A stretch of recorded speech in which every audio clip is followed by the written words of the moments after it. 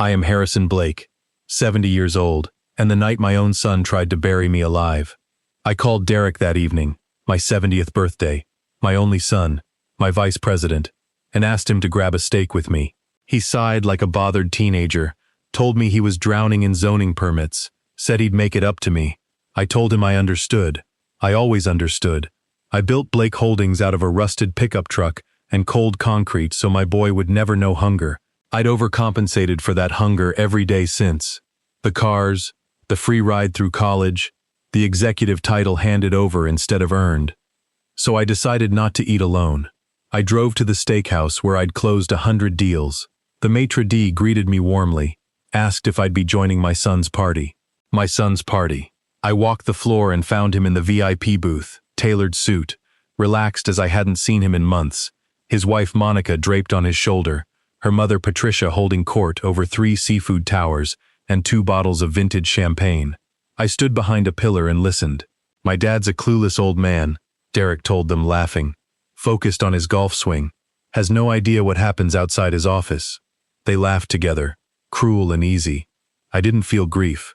I felt clarity. The same cold clarity that had carried me through 40 years of corporate wars. I walked to the table. Derek's champagne flute tipped in his hand. I said nothing about the lie. I looked at the bill, $3,500, sitting on top of the black Blake Holdings corporate card. I picked the card up, told him he should have been protecting the legacy I handed him, and snapped it in half on the table. Happy birthday to me, I said. Pay for it yourself. Then I walked out. I didn't sleep that night. By 6 the next morning, I'd called Gregory Pierce, my corporate attorney for 30 years, and ordered a full shadow audit of every transaction Derek had touched in the past 2 years.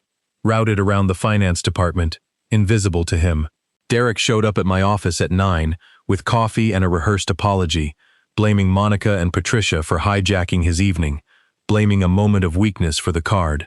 I played the forgiving father. I poured his coffee into a potted plant the second he left. 45 minutes later, Gregory arrived with 6 inches of documents. Over the past year, Derek had authorized $842,000 to a company called Luminina Design.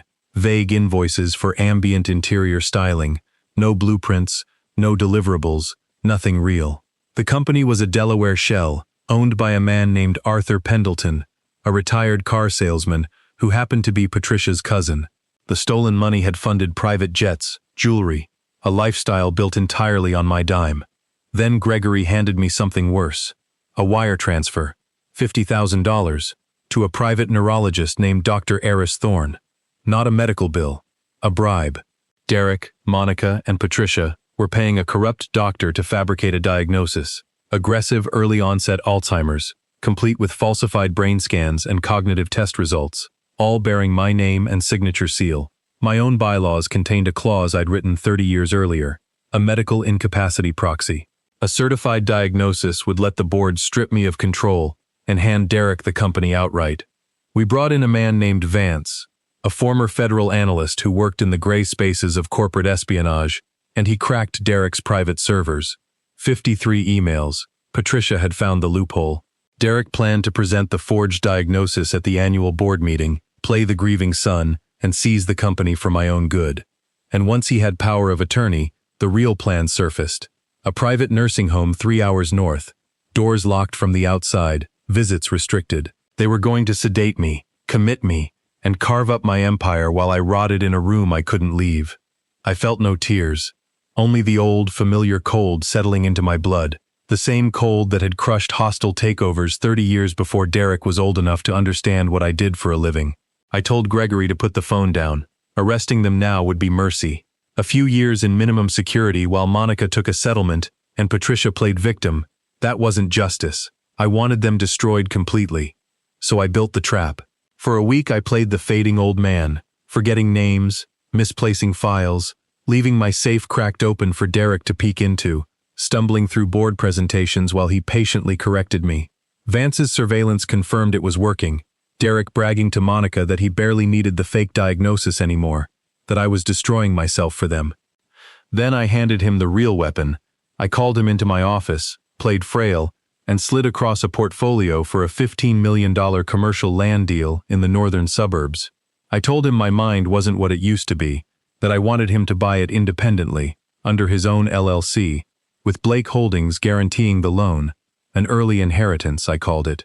Greed swallowed him whole. Within hours, Patricia, ever the shrewd predator, convinced him to cut my company out entirely so they'd keep 100% of the profits.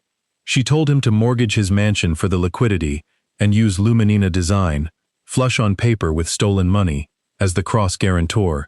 They signed everything themselves, no Blake Holdings guarantee, no safety net, just their own stolen fortune and Derek's home, chained to a $15 million asset, an asset that happened to sit on top of a decommissioned chemical plant, freshly classified as a federal Superfund site, unbuildable, toxic, and the cleanup cost, non-dischargeable in bankruptcy, $15 million, owed personally by whoever held the deed. The morning of the board meeting, I played my part one last time, hunched, disheveled, prescription bottles arranged on my desk for effect. Derek stood before the board with tears he'd clearly rehearsed, praised my legacy, then produced the forged medical file and asked them to formally strip me of power under the incapacity clause. I let him finish. Then I pressed a button under my desk. The doors opened. Gregory walked in with 2 FBI agents and Dr. Thorne, pale and shaking, there under a plea deal after wearing a wire against Patricia. The agents laid it all out for the stunned board. The embezzlement, the shell company, the $15 million toxic property Derek had just personally chained himself to, entirely outside any protection from Blake Holdings. Derek's mansion had been foreclosed on that same morning. The federal government was already moving to seize what remained. They cuffed him right there at the table. Patricia and Monica burst through the doors moments later, champagne in hand, expecting to celebrate my downfall, and froze at the sight of federal agents and a weeping doctor instead. I told Patricia the files behind me held every fraudulent invoice, every wire transfer, everything. She screamed that she was a respected woman, that this was a misunderstanding. The second warrant already had her name on it. Derek fell to his knees, begging me to save him, to remember he was family. I told him he'd forfeited that the moment he tried to erase me. I reminded him that on my birthday, none of them could spare an hour for a simple dinner, so now they'd have years, in a cell, to sit and eat in silence. I had Gregory strip Derek from my will entirely, reallocate my shares to the employees who'd actually built this company beside me, and fund a scholarship for hungry, ambitious kids who had nothing handed to them, kids like I used to be. That evening I stood at my window with a glass of bourbon, looking over the city I'd spent 40 years building. I'd lost my only son to a disease called greed. I felt no grief for it, only the clean, breathable relief of a man who had finally stopped bleeding for people who wanted him dead in every way that mattered. Blood doesn't guarantee loyalty. Family is never an excuse to tolerate betrayal. You spend your life sacrificing for your children, hoping they inherit your values along with your wealth. But when greed poisons them, love means letting them fall into the consequences they built with their own hands. Protect your peace, defend what you built, and never let anyone mistake your generosity for weakness.